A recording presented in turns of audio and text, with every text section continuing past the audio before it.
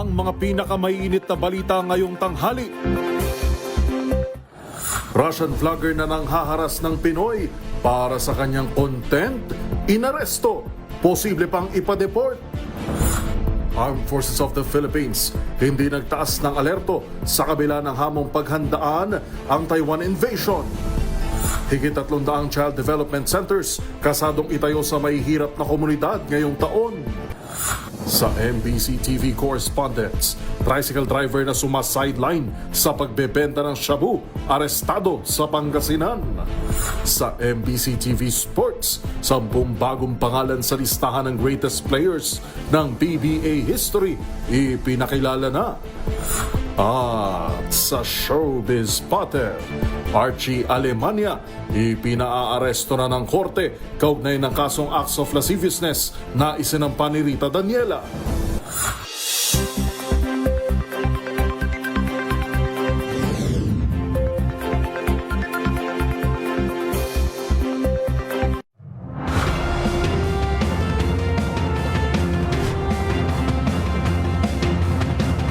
Bawat balita, makabuluhan. Bawat kwento, makapangyarihan.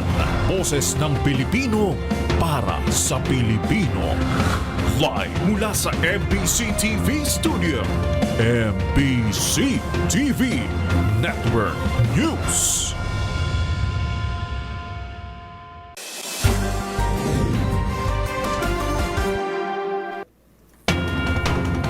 Pilipinas, una sa ating mga balita. Arestado ang kontrobersyal na Russian vlogger na si Vitaly Zorowetsky na sumikat dahil sa panghaharas sa mga Pinoy. Sinundan pa ito ng utos mula sa Immigration Bureau dahil sa pagiging undesirable alien nito. Una sa balitang yan, si Kyle Bulias. Okay, because you got a COVID mask, you liberal. Go get your vaccine. I was trying to give you money, but all right. Trying to be nicer. You explain to him what's gonna happen. No. Okay, take me for a ride. No. Yes, you're gonna take me for a ride. It's emergency now. Please. No. Hello, paparazzi, you are best in class. Ilan lamang yan sa mga content ng Russian vlogger na si Vitaly Zorowetsky o mas kilala bilang si Vitaly.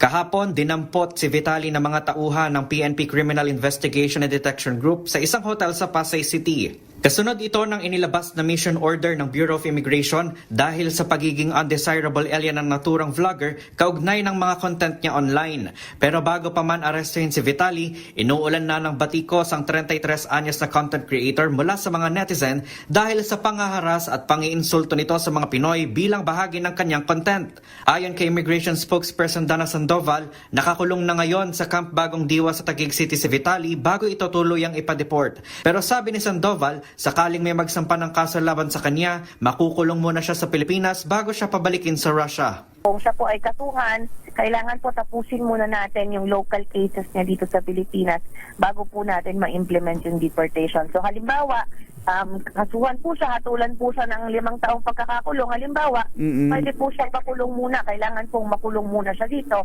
bago po tayo mag-implement ng deportation.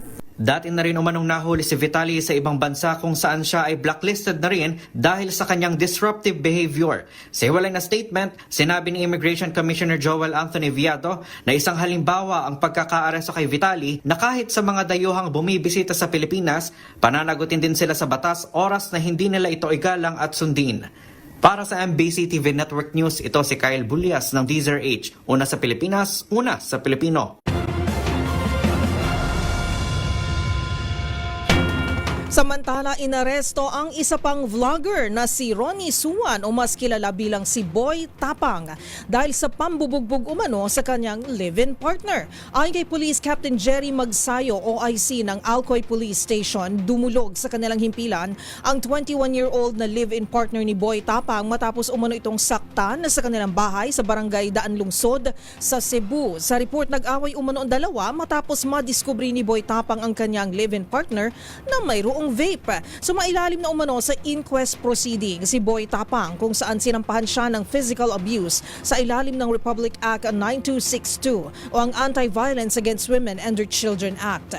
Gayunpaman, nagrekomenda ang korte ng piyansang 3,000 pesos para sa kanyang kaso. Matatanda ang si Boy Tapang ang nasa likod ng nag-viral na video na nagpapalipad ng saranggola na gawa sa pera.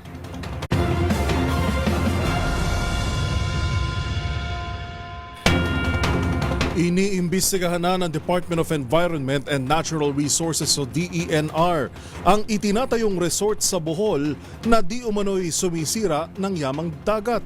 Ang mga detalye tinutukan ni Dustin Bayog. Kasalukuyan ng inimbestigahan ng Department of Environment and Natural Resources sa Region 7 ang hindi umanong pagbabakbak ng coral sa tinatayong resort sa Barangay Birhen sa Anda, Bohol. Sa panayam kay Assistant Director ng DENR Biodiversity Management Bureau na si Mariglo Laririt, binigyan sila hanggang katapusan ng buwan ng ahensya upang tapusin ang investigasyon.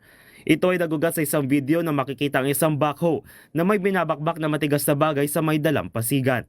Ayon kay Laririt, February 28 nung unang natanggap ng Regional Office ng DENR ang naturang video kung saan nagpadala ito ng investigation team na mula sa City Environment and Natural Resources Office o CENRO. Ang katotohanan po, nung nagpunta po yung team doon ay wala po silang nakitang backhoe o activity. Ganun pa man, ito po ay hindi naging sanhi para tapusin ang pag-iimbestiga doon. Lumalabas naman sa isinagawang preliminary investigation ng Binong Ocean Environment Task Force ay hindi umano corals ang binabakbak sa may tabing dagat. At ang kanila pong sinasabi ay ito po yung limestone. Limestone, oo.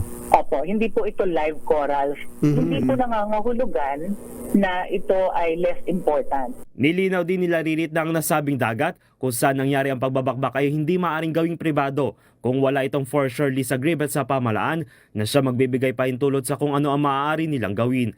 Samantala kung sakaling may pananagutan ng nasabi pagbabakbak, sinabi nila Ririt na mayroon 3 batas na maaari silang mapanagot. Ito ay ang Presidential Decree No. 1586 o ang Batas para sa Environmental Impact Assessment, Batas Pambansa 265 o ang pagbawal sa pag-extract ng gravel o buhangin, at ang Republic Act No. 7932 o ang Philippine Mining Act. Para sa MBC TV Network News, ito si Dustin Bayog ng DZRH TV. Una sa Pilipinas, una sa Pilipino.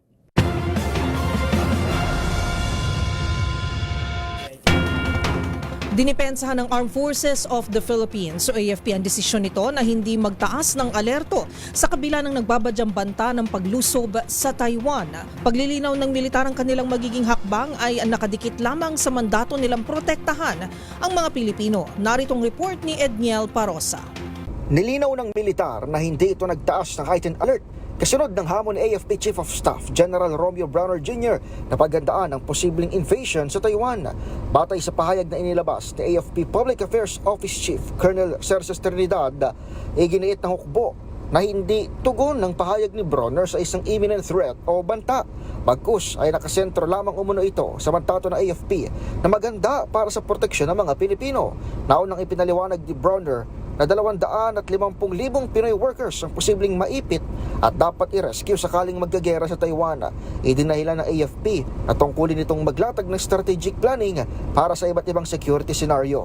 Sa hiwalay na panayam sa DZRH News, sinabi naman ni AFP spokesperson Colonel Francel Padilla na kabilang sa tinitignang pwedeng magamit sa posibleng repatriation o OFWs ay ang mga EDCA sites sa norte. Andiyan din po yung ating mga EDCA sites, no? Maaari din po natin yung gamitin because these EDCA sites po are multi-role facilities po.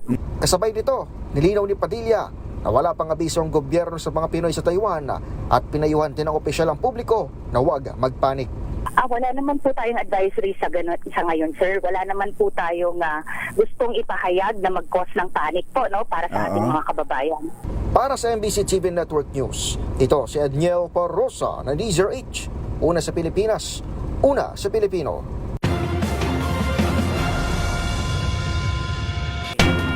Sa basbas ni Pangulong Bongbong Marcos, kasado na ngayong 2025 ang konstruksyon ng higit sa 300 child development centers sa mga may hirap na komunidad. Positibo naman ang presidente na sa pamamagitan ng programang ito ay mapapagtibay ang kabataan bilang mga pundasyon ng bayan. Pakinggan ang ulat ni Let Narciso. Sinaksihan ni Pangulong Ferdinand Marcos Jr. ang paglagda sa Joint Circular para sa guidelines ng itatatag na Child Development Center sa mga low-income municipality. Isa ito sa mga hakbang ng gobyerno para mabigyan ng access sa early childhood education ang may hirap na barangay sa bansa. Nitong Marso, inaprubahan ng Pangulo ang 700 million pesos na pondo para sa CDCs kasunod ng mungkahi ng Second Congressional Commission on Education o EDCOM 2. Sa kanyang talumpati, binigyang diin ni Pangulong Marcos ang kahalagahan ng pagkakaroon ng maayos na pundasyon ng mga bata na aniya ay nagpapatibay sa pundasyon ng bansa. Binanggit ng Pangulo na para ngayong taon ay higit 300 CDCs ang itatayo sa may hirap na komunidad. 89 dito ay sa Luzon, 106 sa Visayas at 133 sa Mindanao.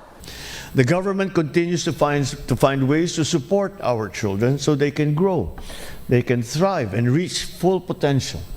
Through health and community programs, we remain committed to helping them become productive members of our society. Hiningi naman ni Pangulong Marcos ang commitment ng mga lokal na pamahalaan sa ikatatagumpay ng programa. Bago ang ceremonial signing, nagbasa si Pangulong Marcos ng libro sa mga bata. Hinimok rin ito ang mga magulang na hanapan ng oras ang pagbabasa sa mga anak. Para sa MBC TV Network News, ito si Let Narciso, una sa Pilipinas, una sa Pilipino.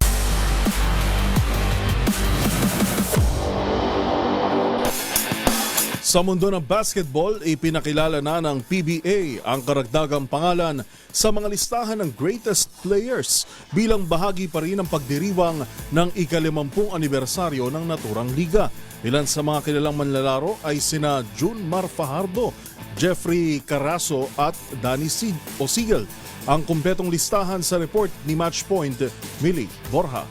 Inanunsyo na ng Philippine Basketball Association o PBA nitong Miyerkules ang 10 bagong manlalaro na idadagdag sa listahan ng greatest players ng liga bilang bahagi ng pagdiriwang ng ika-50 anniversary nito sa April 9. Kabilang sa mga bagong kasapi sina Junmar Fajardo at Scottie Thompson na kapwa-aktibong manlalaro pa rin sa liga. Si Fajardo ay may 8 MVP titles sa San Miguel, habang si Thompson ay nagwagi ng MVP noong season 46 kasama ang Barangay Ginebra. Narito ang kompletong listahan ng mga bagong kasapi. Si Nelson Aceitono ay naglaro sa PBA ng 17 seasons, may 7 titulo at 2 Best Player of the Conference Awards. Si Jeffrey Carazo, kasalukuyang head coach ng Blackwater, ay may 8 PBA championships at bahagi ng Alaska team na nag-Grand Slam noong 1996. Habang si Bong Hawkins ay naglaro ng 14 seasons para sa iba't ibang kupunan tulad ng Presto, Santa Lucia at Alaska at may 8 kampyonato. Si King naman ay naglaro para sa San Miguel, Presto at Pure Foods na may 13 titles sa loob ng 18 seasons. Si Danny Siegel ay kilala bilang isa sa pinakadominanting big men ng kanyang panahon.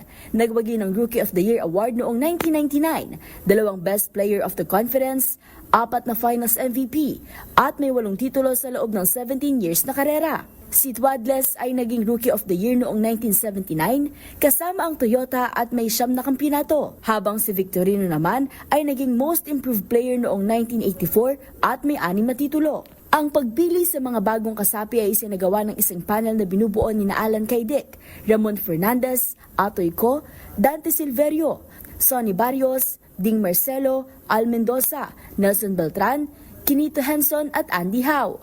Ayon kay Sonny Barrios, chairman ng committee, ang mga napili ay nagpakita ng pambihirang kakayahan sa basketball at malaking epekto sa liga. Para sa MBC TV Network News, ito si Millie Borja ng DZRH TV, una sa Pilipinas, una sa Pilipino.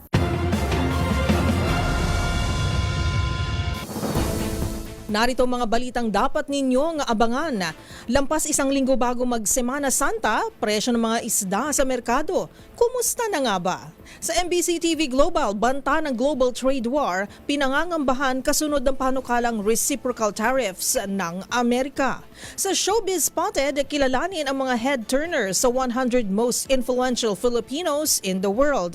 At sa Hoy, bawal yan, parusa laban sa overloading sa mga truck. Ano nga ba? Lahat ng yan sa pagbabalik ng MBC TV Network News.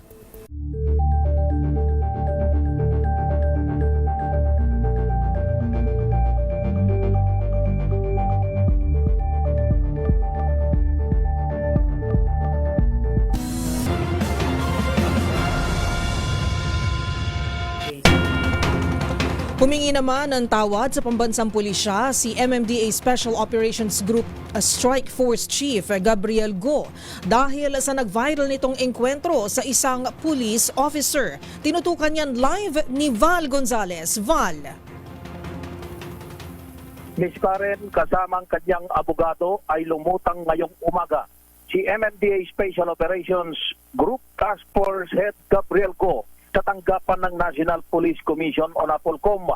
Ito ay para humingi ng paumanhin si Go sa pulis na napaya sa clearing operations na isinagawa ng MMDA noong nakalipas na linggo. Bukod kay Police Captain Eric Felipe ng QCPD Station 9, ay nagsorry din si Go sa pamunuan ng Philippine National Police at maging kay NAPOLCOM Commissioner Attorney Rafael Calinisan. Nais ko pong itong umagang ito, formally po na humingi po ng paunawa at of course gusto ko rin po magbigay ng humingi ng paumanhin. Hindi lang po sa ating kagalang-galang na commissioner but also directly to Captain Felipe po. Sir, if you are listening to this, ako po ay humihingi ng paumanhin sa inyo dahil po sa nangyaring it's not my intention na magkaroon po ng ganong hindi maayos na pangyayari at pakikitungo po.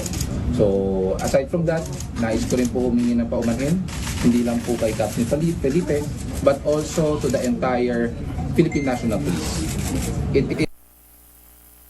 Nagpasalamat din si Go sa pamunuan ng PNP sa ani niya'y pagtulong sa kanya at kanyang grupo na hindi masaktan ng mga tsuper na nagsagawa ng strike at humarang sa bahagi ng kalsada nung isinagawa ang transport strike.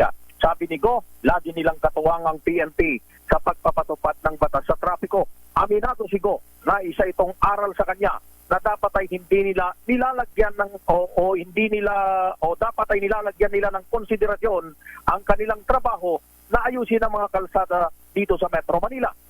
Pero hindi po tama na we involve emotions.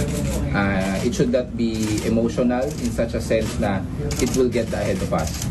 So, gayon pa man, sabi ni Go, magpapatuloy ang trabaho ng MMDA para isaayos sa mga kalsada sa NCR, pero hindi na nito masagot pa sa ngayon kung siya ay napatawan na ng disciplinary sanction ni MMDA Chairman Romando Artes. Sa panig naman ni NAPOLCOM Commissioner Attorney Rafael Calinisan, accepted ang hinihinging apology ni Go. Pinayungan ni Attorney Calinisan si Go na magbigay ng respeto sa pagtugon sa tungkulin, hindi lamang para sa mga pulis, kundi maging sa taong bayan. National Police members, but maybe respect also to private individuals. Kasi siguro, huwag nating kalimutan, we are government officials. We are not vloggers. So first and foremost is public service. First and foremost is what is good for everyone. Samantala, hindi pa sa ngayon malinaw kung itutuloy pa ni Police Captain Eric Felipe ang pagsasampa ng kaso laban kay Go sa Quezon City Prosecutor's Office. Una na kasing nakakasa ang pagsasampa nito ng kaso kaninang alas 11 ng umaga, pero hindi ito natuloy at ang abiso ng kampo nitong si Felipe ay sasagawa ang filing of case ngayong alauna ng hapon. Kabilang sa mga kaso na posibleng kaharapin ni Go ay ang kasong paglabag sa Data Privacy Act at cyber libel. Mula rito sa tanggapan ng NAPOLCOM sa Quezon City, para sa NBC TV Network News, ako si Val Gonzales, DZRH, una sa Pilipinas, una sa Pilipino. Maraming salamat, Val Gonzales.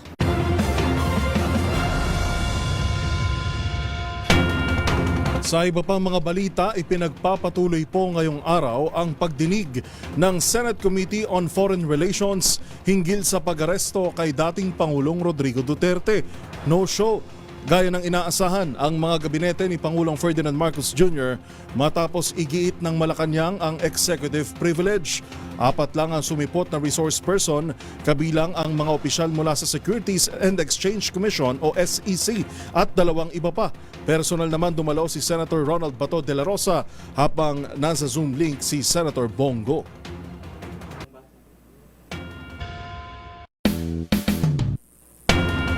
Samantala, ramdam na ang pagsipa ng presyo ng ilang klase ng isda sa mga pamilihan ngayong malapit na ang paggunita sa Semana Santa o Holy Week.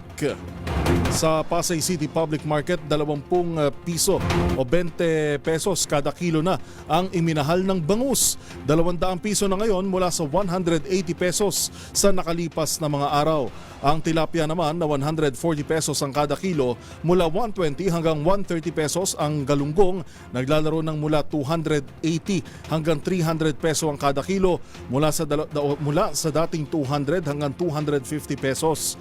Habang ang dalagang bukid naman ay 340 pesos ang kada kilo, mula sa dating 300 hanggang 320 pesos.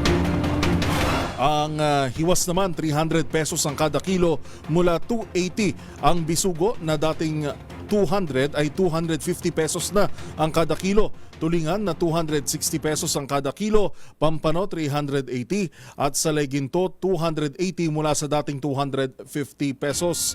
Inaasahan tataas pa ang demand sa mga susunod na araw kasunod ng paglapit ng mahal na araw.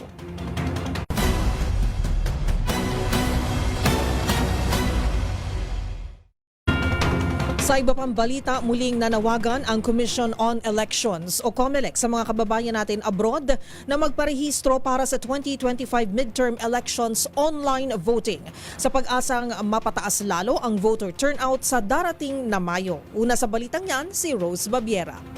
Muling nanawagan ang Commission on Elections o COMELEC sa mga Pilipino abroad na mag-enroll para sa online voting para sa nalalapit na overseas voting na aarangkada na sa susunod na linggo, 13 ng Abril hanggang Mayo 12. Sa kasalukuyang tala ng COMELEC, 18,000 pa lamang ang nagpapa-enroll para sa internet voting, kaya muling dumulog ang ahensya sa publiko. Paglilinaw ni COMELEC Chairman George Garcia sa panayam sa DZRH, kahit pa registered voter ang isang Pilipino na naninirahan at nagtatrabaho sa ibang bansa, at maski nakaboto na ito noong mga nakaraang eleksyon, kailangan pa rin itong mag-enroll para maging eligible sa pagboto online at masiguro ng ahensya na sila talaga ang boboto pagsapit ng botohan. Napakasimple lang po ang pag-enroll. Yung mga naranasan po ng mga kababayan natin sa Angel, 5 to 7 minutes lamang para makapag-enroll sila. Dahil kinakailangan kasi mag-picture, kuhanan sila ng picture gamit ang kanilang mga device, katulad ng cellphone, upang ma-verify ng system kung talagang sila yan. Kailangan din namin po ng mismong picture ng kanilang ID, passport, o anumang pong pagkakakilanlan para ma-verify na yung binibigyan ng mismong password ay yung mismong botante na nakaregister sa atin. Dagdag pa niya, nagsimula na ang enrollment noong pang-agis ng Marso, natatagal hanggang 7 ng Mayo. Kaya habang ongoing ang pagboto ay maaari pa ring mag-register ang mga botante. Halos isang buwan ding gugulong ang overseas voting, kaya wala umanong nakikitang dahilan si Garcia para hindi makaboto ang ating mga kababayan abroad. Ang link para sa pre-enrollment ay makikita sa website ng COMELEC na ipinapamahagi rin ng ating mga embahada at konsulada. Pagkatapos mag-enroll, mayroon ding available na practice link kung saan pwedeng magsanay ang mga botante at upang maging pamilyar ang mga ito sa proseso ng pagboto. Sa araw ng botohan, kung sakaling magka-aberya o magka-error ang pagboto, bukas din ang COMELEC Help Service kung saan may link na maaaring tawagan ang mga botante 24 hours a day. Samantala, kinumpirma naman ng COMELEC na tuloy ang overseas voting sa April 13 hanggang May 12 sa Myanmar at Thailand. Makaraang tamaan ito ng 7.7 magnitude na lindol. Ayon kay Chairman Garcia, magkakaroon ng postal voting sa Myanmar. Magpapadala ang ahensya ng balot sa halos 300 Pilipinong botante sa bansa, kasabay ng schedule na pagde-deploy ng mga automated counting machines. Samantala, tuloy naman ang paggamit ng internet voting sa halos 8,000 Filipino voters sa Thailand. Para sa MBC TV Network News, ito si Rose Babiera ng DZRH TV. Una sa Pilipinas, una sa Pilipino.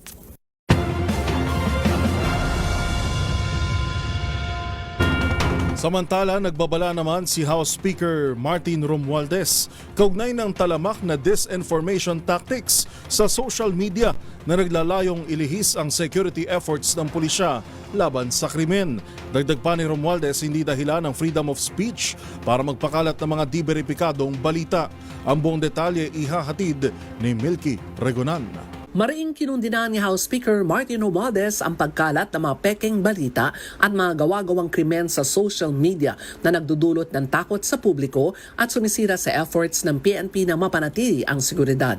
Ayon kay Romualdez, ang pagpapakalat ng mga video na hindi verified ng impormasyon ay nag-aaksaya sa resources na maalagad ng batas at nakasisira din sa tiwala ng publiko sa sistema ng hustisya sa bansa. Nanawagan si Romualdez sa mga social media users at mga content creators na magkaroon ng integridad sa kanilang ginagawa. Nagpaalala rin ito na ang freedom of speech ay hindi inaabuso at hindi dapat ginagamit sa pagpapakalat ng disinformation. Una rito, pinapurihan ni Romualdez ang Philippine National Police sa mga nagawang reforma sa ilalim ng Administrasyong Marcos na nagresulta sa pagbaba ng focus crimes. Kabilang ang mabilis na pagkakaaresto sa suspect sa road rage shooting incident sa Antipolo City. Sa opisyal na datos ng PNP, bumaba ng 26.76% ang mga tinatawag na focus crimes o pagnanakaw, robbery, rape, murder, homicide, physical injury at mga pagnanakaw ng motorsiklo at iba pang mga motor vehicle. Mula sa 4,817 cases sa pagitan ng January 1 hanggang February 14, 2024, bumaba ito sa 3,528 sa kaparehong panahon ngayong taon. Sa naturang mga kaso, pinakamalaki ang ibinaba ng mga kaso ng rape na nasa 50%. Para sa MBC TV Network News, ako si Milk Rigunan. Una sa Pilipinas, una sa Pilipino.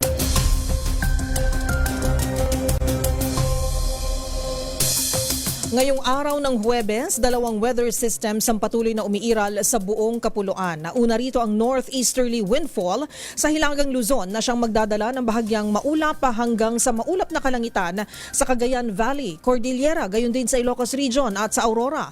Habang bumubugso naman ang mainit na easterlies dito sa Metro Manila at sa nalalabing bahagi ng bansa. Asahan ng matinding alinsangan ngayong tanghali, gayon din ang mataas na tsansa ng localized thunderstorms, lalo na sa silangang bahagi ng Visayas at Mindanao. Dahil din sa easterlies, inaasahang maglalaro ang maximum air temperatures sa buong bansa sa pagitan ng 30 to 34 degrees Celsius na may katumbas na 36 to 37 degrees Celsius na heat index dito sa Kamaynilaan. Ligtas namang makakapamalaot ang lahat ng uri ng sasakyang pandagat sa lahat ng baybayin ng bansa.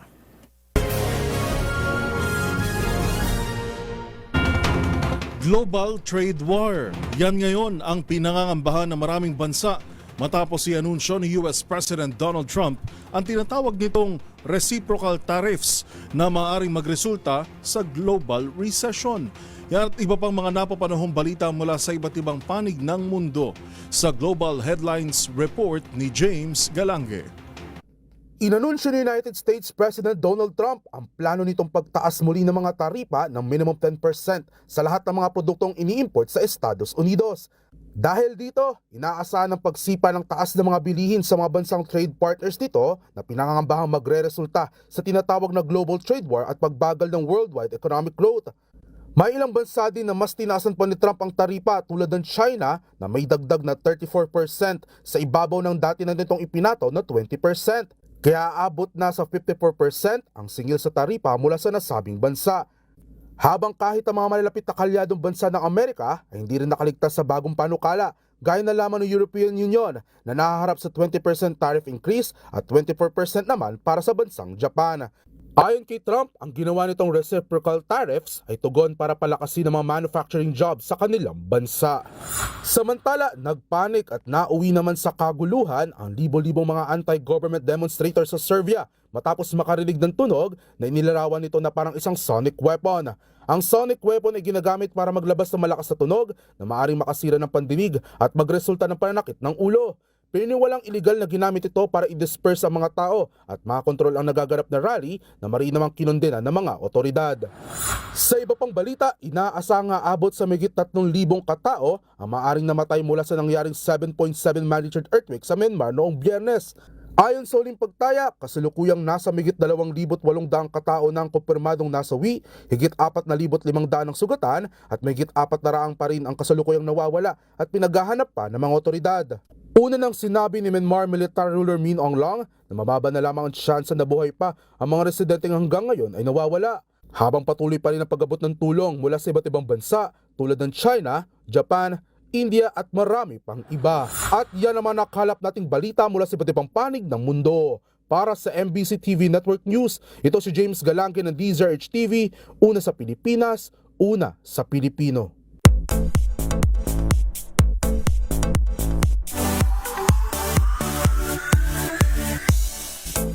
Inilabas na ang listahan para sa taunang The Outstanding Filipinos in America Awards. Mayroong actress, singer, fashion icon, food content creator at drag queen. Kung sino-sino ang mga nakapasok sa 100 Most Influential Filipino sa mundo, kilalanin sa Showbiz Report na ito. Ilang celebrities ang kabilang sa 100 Most Influential Filipinos in the World na inilabas sa ika-15 edisyon ng The Outstanding Filipinos in America Awards. Isa na nga riyan ang actress at global fashion icon na si Heart Evangelista. Dito hinighlight din ang influential work ni Heart sa prestiyosong Paris, Milan at New York Fashion Week. Pasok din ang singer, actress, producer na si Rachel Alejandro na nagsimulang sumabak sa entertainment industry sa edad na 12. Kamakailan nga lang itinanghal itong Best Supporting Actress sa Manila International Film Festival. Bukod naman sa pagiging mahusay ng mga awit, kinilala rin ang philanthropic efforts ni Christian Bautista. Ang The Way You Look at Me hitmaker, tumutulong sa mga bata sa pamamagitan ng World Vision Philippines. Ang isa pang mga awit na nakapasok ay si Sofronio Vasquez, ang kauna-unahang Filipino at asyanong nagwagi sa singing competition na The Voice USA. Pagdating naman sa usaping pagkain, talagang di rin matawaran ng impluensya ng food content creator na binansagang lumpia queen na si Abby Marquez. Kabilang nga sa achievements nito ay nang mapabilang sa 30 Under 30 Asia 2024 ng Forbes at nang magwagi sa social food and drink category ng 28 Webby Awards. At ang isa pang nakapasok sa 100 Most Influential Filipinos in the World ay ang TV personality at drag performer na si Manila Luzon. Kilala ito bilang finalist sa RuPaul's Drag Race, gaya din sa kanyang bold fashion, sharp wit, and advocacy for LGBTQIA+ rights. Nakatakdang ganapin ang 15th Annual TOFA Awards sa October 18 sa Las Vegas.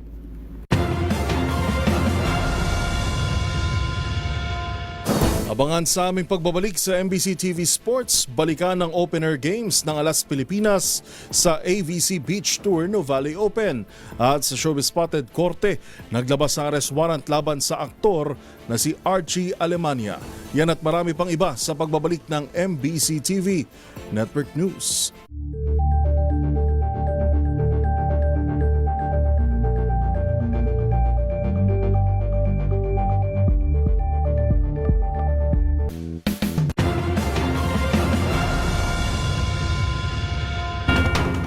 Matapos maitala ng Social Weather Station sa pagsipa ng hunger rate sa mga Pilipino nitong nagdaang 3 buwan, tiniyak ng Trabaho Party List na aktibo nitong isusulong ang makatotohanan at sapat na living wage para sa manggagawang Pilipino.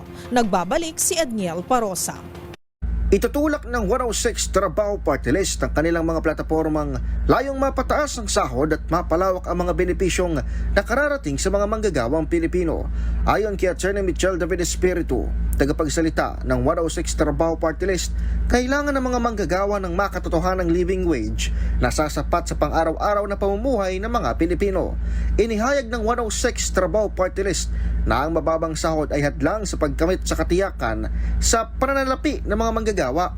Kasabay nito, iniulap ng social weather stations na dumami pa ang bilang ng mga Pilipinong nakaranas ng kagutuman sa nakalipas na 3 buwan.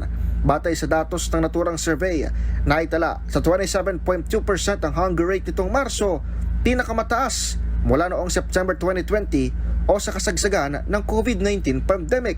Kaya naman isinusulong ng 106 Trabaho Party List ang mga pulisiyang susuporta sa mga manggagawa, gaya na lamang na makatarungang pasahod, mga dagdag benepisyo gaya ng food at transport allowance, non-wage benefits at patas sa trabaho para sa lahat.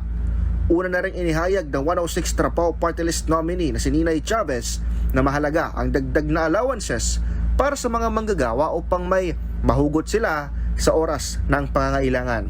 Para sa MBC TV Network News, ito si Edniel Parosa na DZRH. Una sa Pilipinas, una sa Pilipino.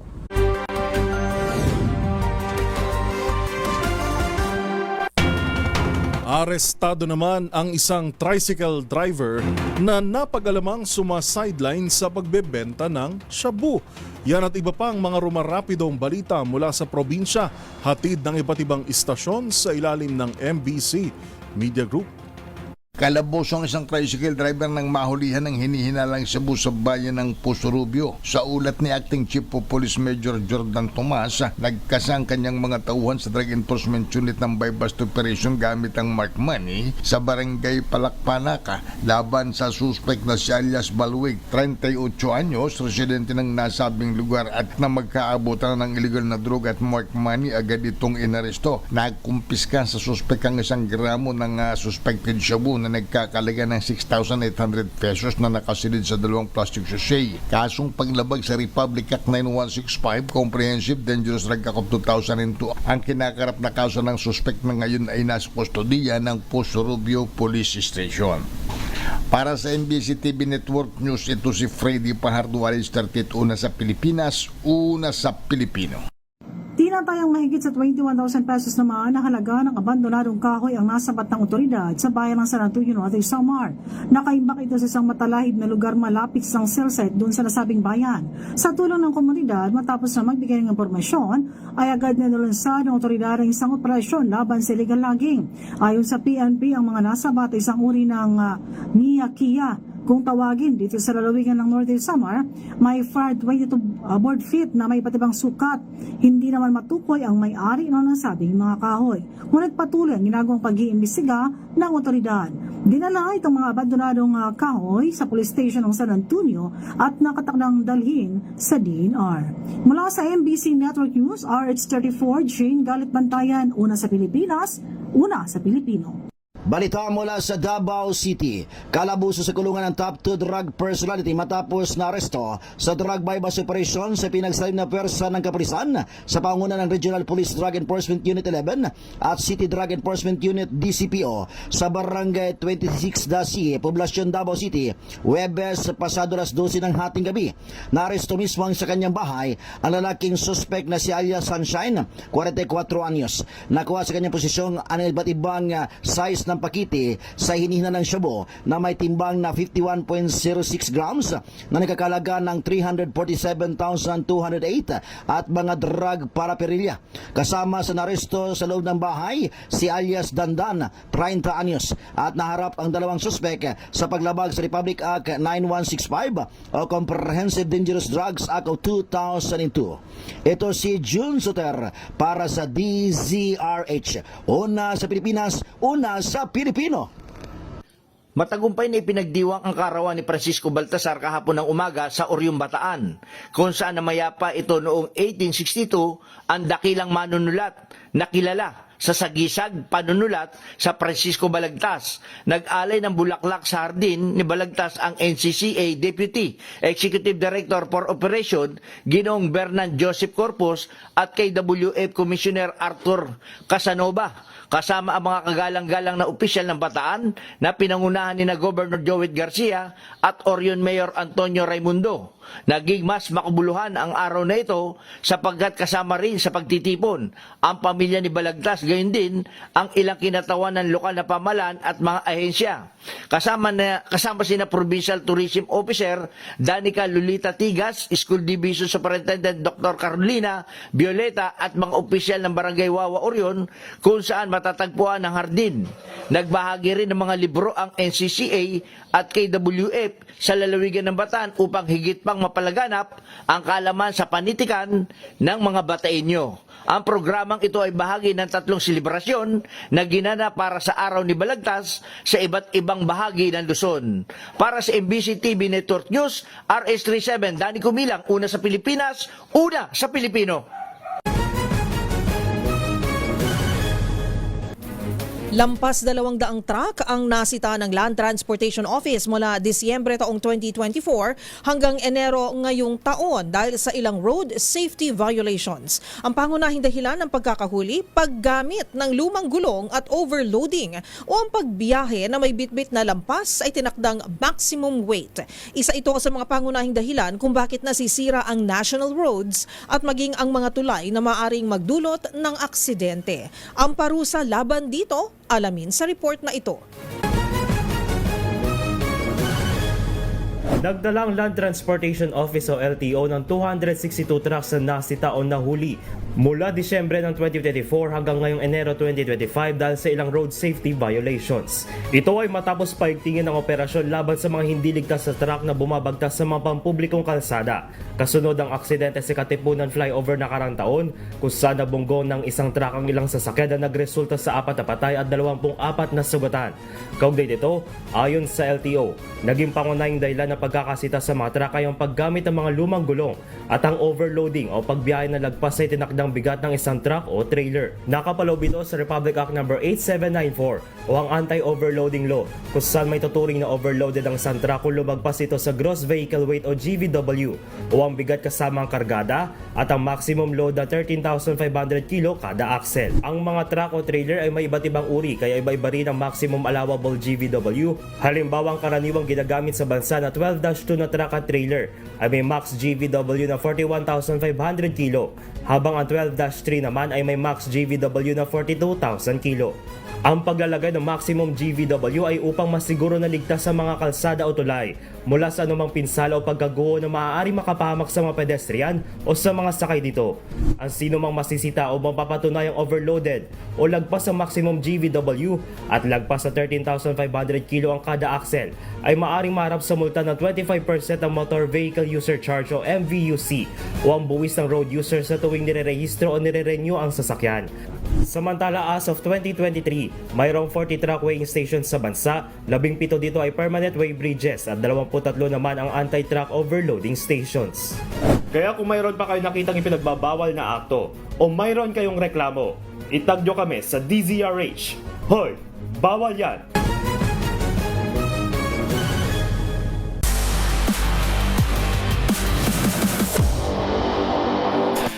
Sa mundo ng volleyball, nagpakitang gilas ang parehong Alas Pilipinas men at women sa pagsisimula ng AVC Beach Tour Nuvali Open. Ilang manlalaro kasi ang denomina ng ang mga manlalaro mula sa ibang bansa gaya ng Malaysia at Uzbekistan. Ang mga naging laban tinutukan ni Matchpoint Milik Borja. Magandang naging simula ng Alas Pilipinas Men at Women sa Ribisco Asian Volleyball Confederation na AVC Beach Tour Nuvali Open matapos ang mga panalo nila noong Miyerkules sa World Class Nuvali Sand Courts by Ayala Land. Pinatumba ng Philippine National Volleyball Federation o PNVF Invitationals champion na si Kylene Progelia at Sofia Pagara ang mga pambato ng Malaysia 21-8 at 21-18, habang si Rancel Varga at James Buitrago ay nanaig kontra sa Uzbekistan 21-13 at 21-6. Samantala, ang UAAP champions na sina Kat Epa at Honey Grace Cordero ay halos manaig sa kanilang AVC debut pero nabigo laban sa Japan. Pagdating sa men's, matindi ang naging laban ni Larry John Francisco at Edwin Tolentino kontra sa Asian Senior Beach Volleyball champions na sina D. Agtarnan Potts at Jack Pierce ng Australia pero natalo ang mga ito. At yan ang mga latest updates sa mundo ng sports. Para sa MBC TV Network News, ito si Mili Borja ng DZRH TV, una sa Pilipinas, una sa Pilipino.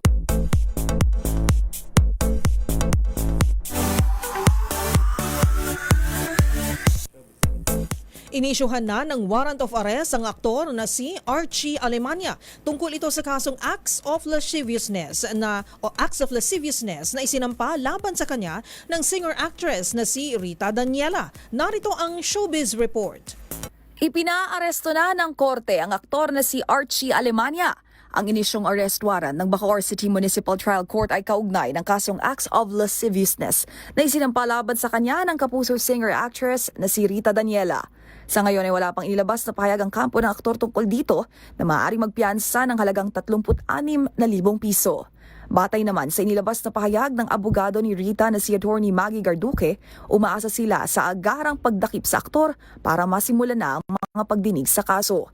Maguta na Oktubre noong nakaraang taon nang pumutok ang balitang naghain ng reklamong aktres dahil sa umano'y pambabastos sa kanya ni Alemania matapos dumalo sa isang Thanksgiving party. Habang Disyembre na may nag-file ng counter affidavit ang aktor at itinanggi ang mga akusasyon laban sa kanya. Para sa MBC TV Network News, ito si Angelica Cosme ng DZRH TV, una sa Pilipinas, una sa Pilipino.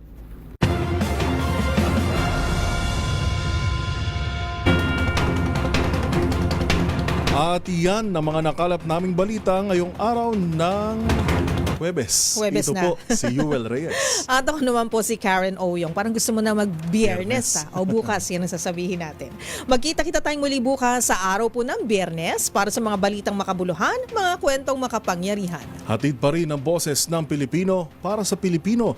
Ito ang MBC TV Network News. Una sa Pilipinas, una sa Pilipino.